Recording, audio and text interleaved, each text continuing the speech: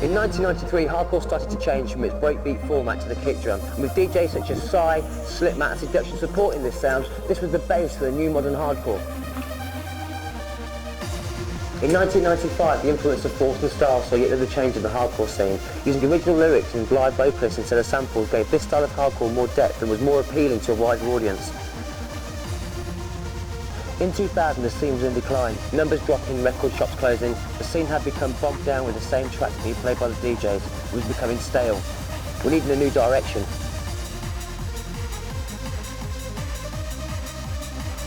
In the summer 2001, a collaboration between DJs Breeze and Styles produced a track called Future Set, along with Scott Brown, who owns The Evolution. Tunes like Elysium and Turn Up Your Music was soon to show the rave scene the way forward. This was our new direction. More promoters are now featuring hardcore at their events. This in turn will provide breaking ground for new talent to rise and influence the scene.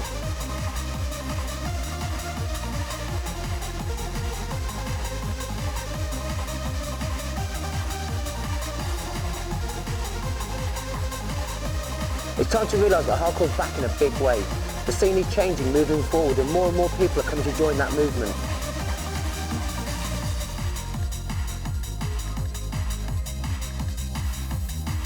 Ravers are now coming back to our arenas. With fresh new sounds and the quality of DJs and MCs at a level that's been previously unseen, it's no surprise that they're jumping arenas. And, as you can see, hardcore is making an impact in the world of media.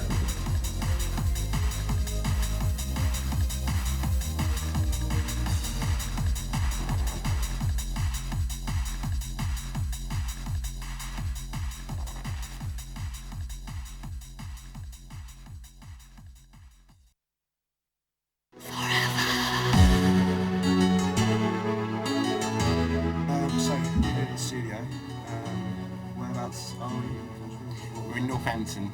It's an ideal location for DJing because it's smack centre of the country. It's 2 hours to Manchester, 2 hours to Southampton, so it's great for DJing. I've been in this location now for about 4 years. It's great because my neighbours are sort of quite a long way away from me, and also anyone who is close are out there as well because they're getting on it.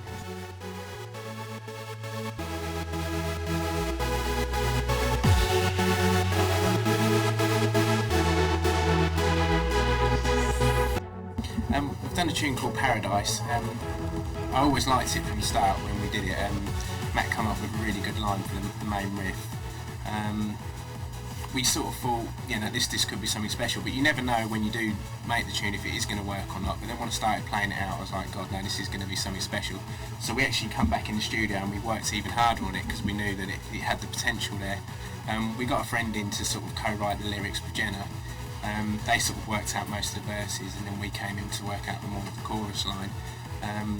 It's just one of them tunes that for some reason it just seems to have really worked well. I've spent a lot of time getting the production right, and we think we've got, you know, it's really crystal clear, and I think that's really helps it as well. It's so clear. We've got a digital desk now, so we can save the mix downs, because I think the most important thing about a track is the mix down. You can have the best track in the world, but if the mix down isn't right, you've blown it. So we've got the little K-Rock monitors that seem to sort most of our problems out. When we used to have a pair of Tannoy monitors before there, and they didn't really do the job. So we bought the K-Rocks, and everything's great now. So K-Rocks, digital desk, we use PC sequencing. This is a really professional bit of kit. This is what we put all the vocals through that we do with Jenna. It's called Focusrite Red 7. If you went to like a £1 million studio, sort of the real top end studio, this is what they'd have to do the vocals. So you know, this end is like sort of real top end stuff, what we think really gives the tracks a little bit sparkle at the edge.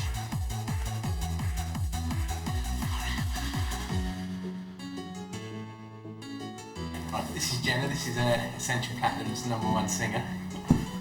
Just recently done a track called Fires in the Sky that we've signed to Raver Baby. Seems to be getting a really good response at the moment. We made that a few months ago now. We've gone back to the studio a few times, but just to try and get the mix down right and get the vocals sounding right. But we've done it now, and it seems like it could be an anthem, so fingers crossed.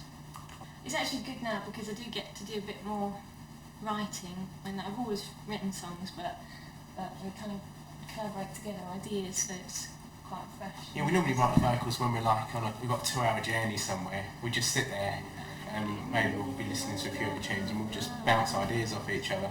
Like Jenna's very good at putting the words together and making them all rhyme and everything, and I might come up with the idea and the sort of words I'm using, and she'll start throwing it together, and we just bounce back and forth with each other. We've got an idea. That came from, we were driving to, Paul was playing somewhere, I don't remember where, and the sun was setting, and it was amazing, wasn't it? It was like... Yeah, it's an amazing sunset. And I was just saying, oh, it's like there's fire in the sky. Yeah. Well, that could be a line for a track sort of thing, yeah, so that's it. So that's right.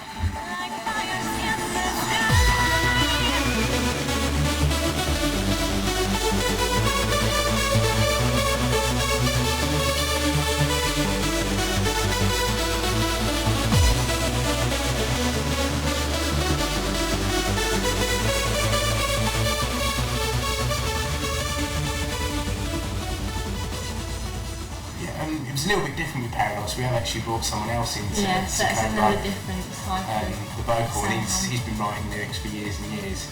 So what happens is, it's like me and Matt will go in and we'll lay down like bases of the tune, and then Stuart Russell came in. He was, he's about 45 now. So he came in, and then Jenna and sort of Stuart got together, and then they just sort of worked out the melody together. Stuart actually did write most of the lyrics on that, and then we all sort of collaborated to get the melody right, and then we all sort of come up with a chorus as well. Anyway, that was like a joint thing. But it was just a different angle really, that tune. So we brought someone in who we don't normally do stuff with, just to see if we could get a slightly different sound, and it has seemed to work really well. Cool.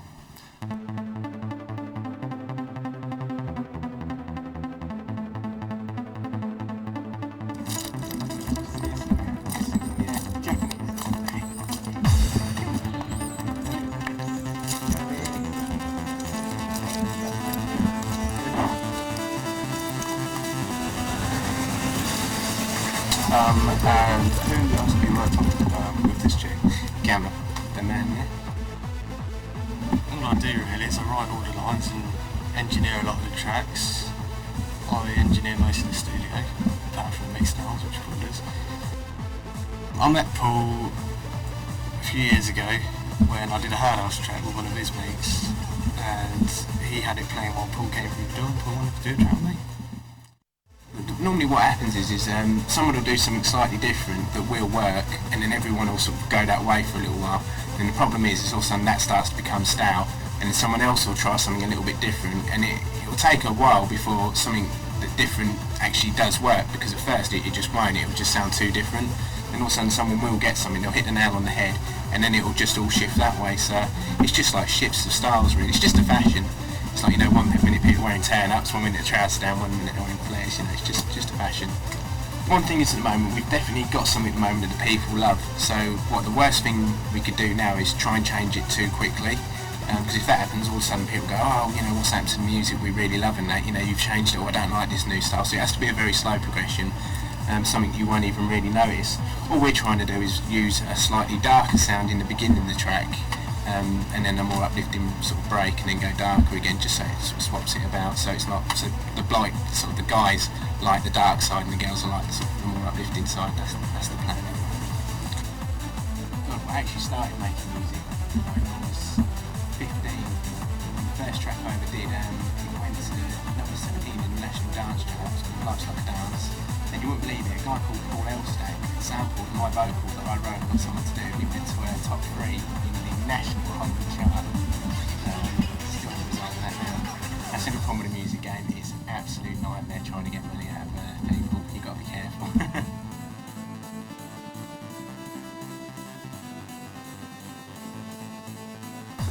We used to go to a place called Castaways that then changed its name to Milwaukee's. It used to start at 10:30, used to finish at 2 in the morning, and it was just a strobe and a fog machine and a sound system and one DJ, and that was it. It was like the acid house days, it was absolutely unbelievable.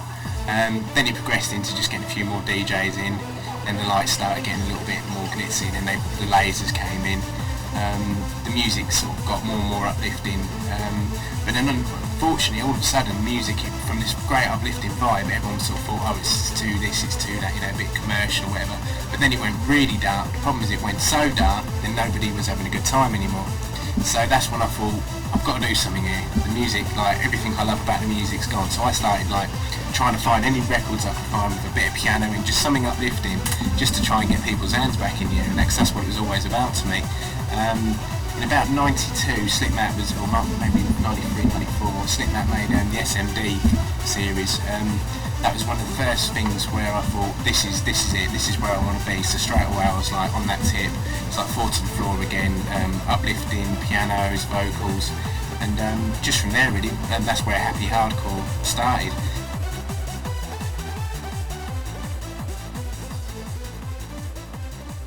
But Hardcore Event to me is most probably the most important event that's going to happen this year, because it's going to be the first hardcore event to have happened over the last 3 years. If this doesn't go well, then it's like hardcore isn't back yet, but we've had a ticket count, and from what I can make out, it's going to sell out.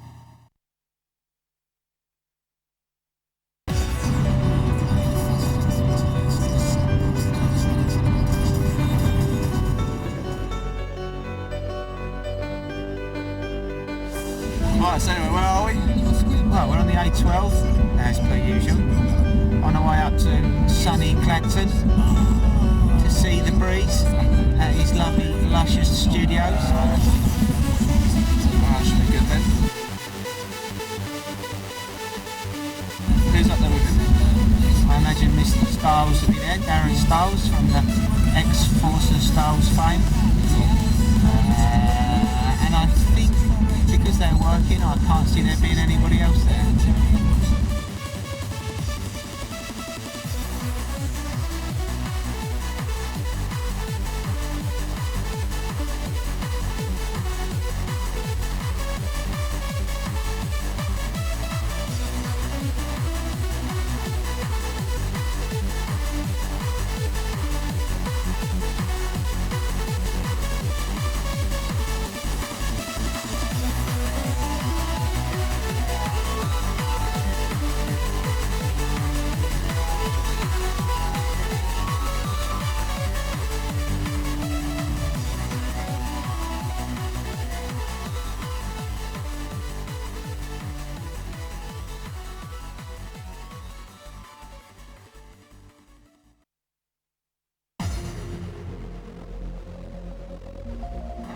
Alright, we're in Walton-on-the-Naze, Clacton.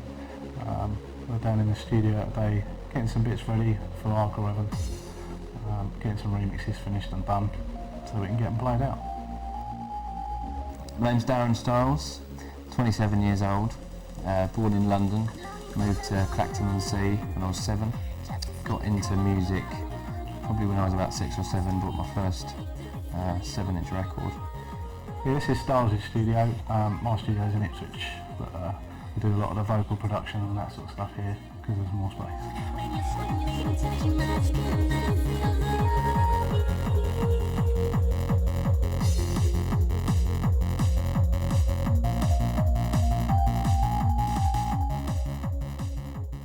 We do use a lot of vocals in the majority of all of our tracks, whether it be hardcore or trance stuff. Yeah.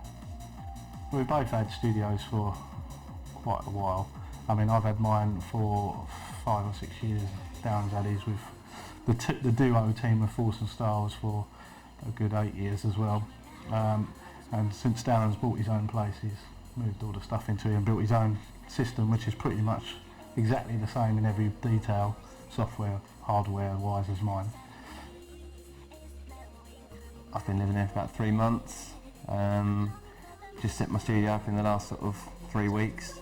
Run exactly the same studio as Breeze, because obviously we work together closely, so either I work in his studio or he comes and works in my studio, and then it's the same, so we can, you know, work together easily.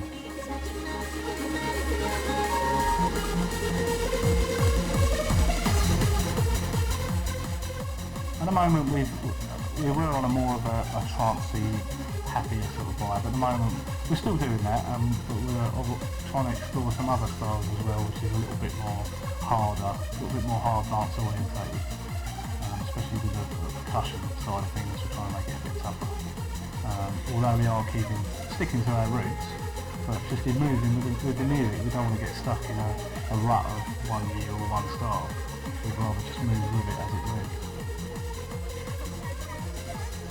When we work on a track, it's I normally sort of deal with the engineering side of things, and Darren deals with the music. Darren's got a great ear for music and playing chords. So Darren normally comes up with a good basis riff, and then we'll work the drums and bass around that. Then we'll sort of go from there into a final production and arrangement, and we both try to arrange the track in the way we like tracks to go, where it's hard hitting and happening quick. And that's how we work really. Darren's great at the music and I'm good at the engineering, and then we come together for the mixdowns and final production. I like uplifting, hard dance music. I've always been one for, it has to be, as long as it's pumping, but something that's uplifting, makes you, rush and buzz and put your hands in the air. That's where I'm coming from. This is how you wash up, yeah? Breezy doesn't wash up, don't it? He just lets everything mount up. Well, obviously I've known Breezy for years now, X amount of years, since back in the day when we first sort of started. It was about, I think 2 years ago now, 2 years in this summer, we both played at Hardcore Heaven at Lakota, and we both went in the same car down there, and we just ended up talking about hardcore and the way things were going at the time. And I just said to him, I really want to make a hardcore track that's still hardcore, but not trancecore, but it's got the trancey feel and it's banging and uplifting.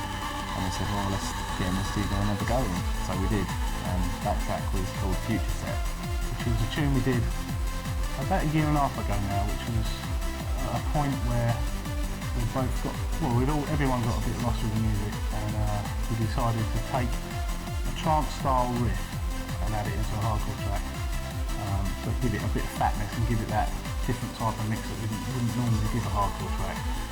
Then we did, probably about 9-10 months down the line, we did a track called You're Shining, which was a vocal track we did. Both of these have been really big tracks. So the next step was to try and put the two together to see what we could come up with and just give it a bit of flavour.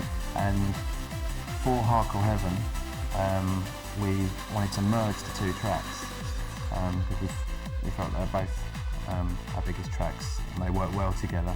So we basically put the You're Shining vocals over Future Set and called the track Future Shining. So you often hear a trance record with another a cappella over the top and then it goes massive, so we just thought, well, why not just take our biggest a cappella over one of our biggest tracks and then try and make another big anthem out.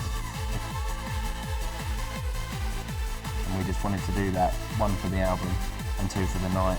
So me and Breezy had a track that no one else was going to play that night, so it was exclusive to us.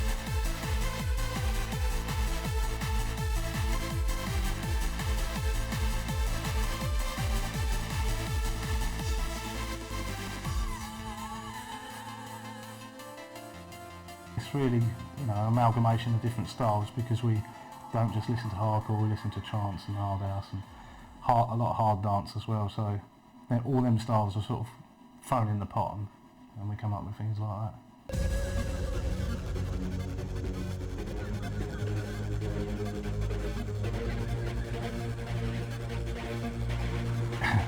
It's like all musical styles, it will just carry on evolving, hopefully, as one sound changes, one new piece of equipment comes out, it evolves into something else. Sometimes it might lose its way for a little bit, but it always remains underground and then evolves into a new sound. So I don't see it disappearing. It only disappears if you lose art, lose interest, and you just don't want to do it anymore. But the way things are for us, we wouldn't move on from it, I don't think. Blackout, the explosion of obscure lights, the anticipation areas. When I started out in hardcore, it was I loved it. It was brilliant, but it didn't quite have the production of what was going on in other music styles. It's always been made by people who haven't really had any training in that particular sort of music field. So it never had that right production sound to it. And as we've all learned over time, it's come to what it is today, which is highly produced music alongside drum and bass, trance, and all the other styles of music.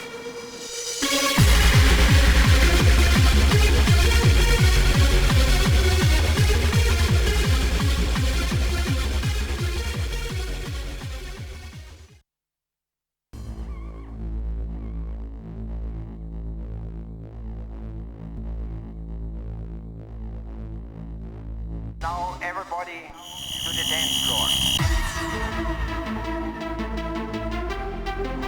Hello, my name is MC Storm and tonight we're back at the Sanctuary for what can be only described as the mighty return of Hardcore Heaven. Tonight we're catching up with the DJs Breeze and Dougal because the ones on the street, they've got the best tunes and the freshest tunes. So hold tight, get ready, as tonight we take you into the world of DJ Breeze and DJ Dougal, and this is Hardcore Heaven. We are back 2003.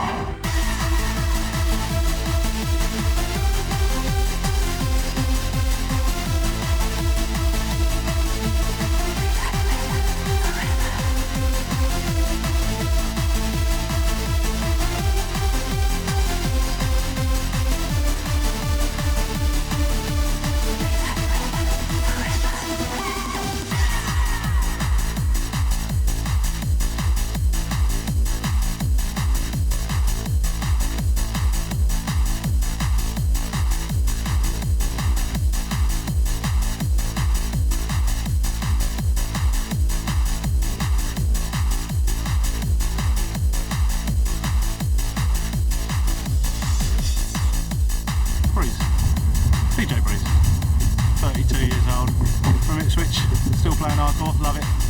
It's all about the hardcore. I've just turned up to Sanctuary, it's Hardcore Heaven, I'm playing 11 till 12.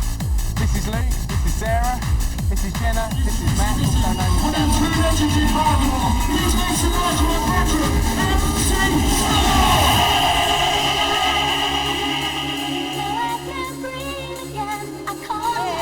forever! Come on! Hardcore will never die, ever! I'll hold you close.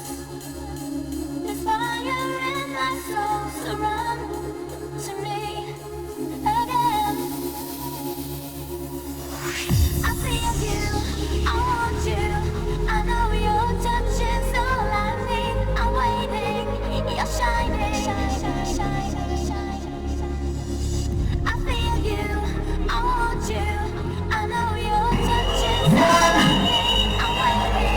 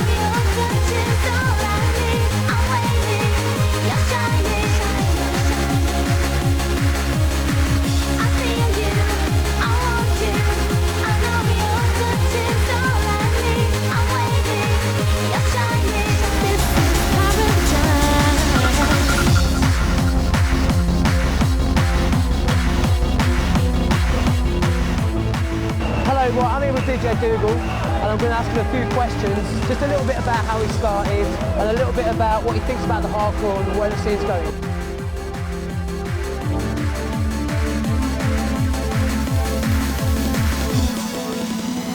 Daybreak begins. I've been in the scene now for about 12 years. So I used to set up sound systems at acid house parties, and then from there I got my own deck, started to mix, and it just went from there.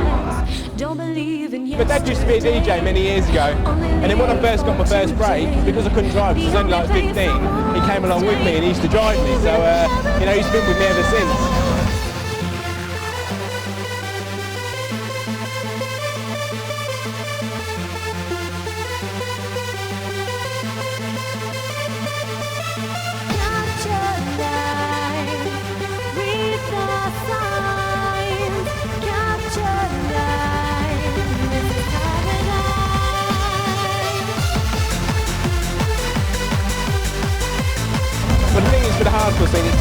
scene in the world. It doesn't matter who you are, where you come from, you know, everyone's accepted, and that's the best thing about it. And, you know, bits of house dudes, hard house dudes, and end up getting killed by these things in a minute. But, no, there's no atmosphere like it ever, anywhere.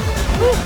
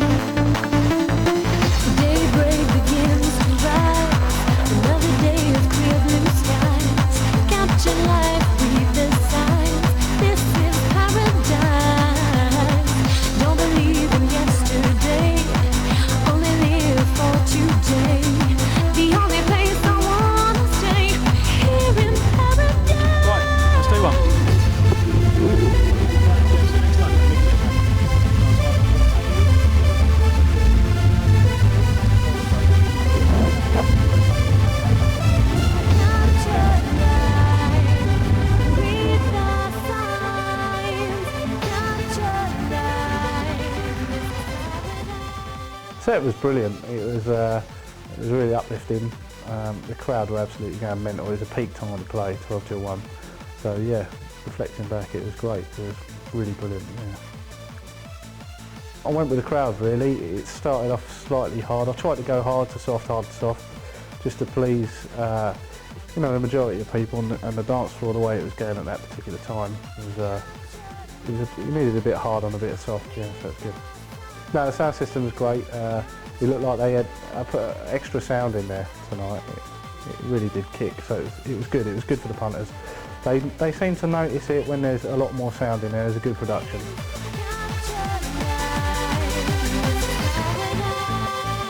It makes them dance a lot better, and yeah, they enjoyed it.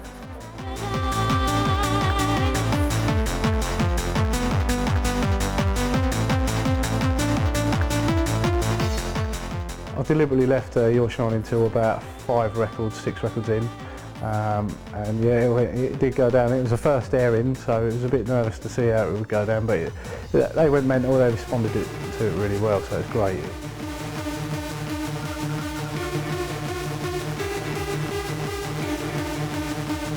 Wicked feeling to see them throw their hands up in the air and go mad to it. Yeah, brilliant.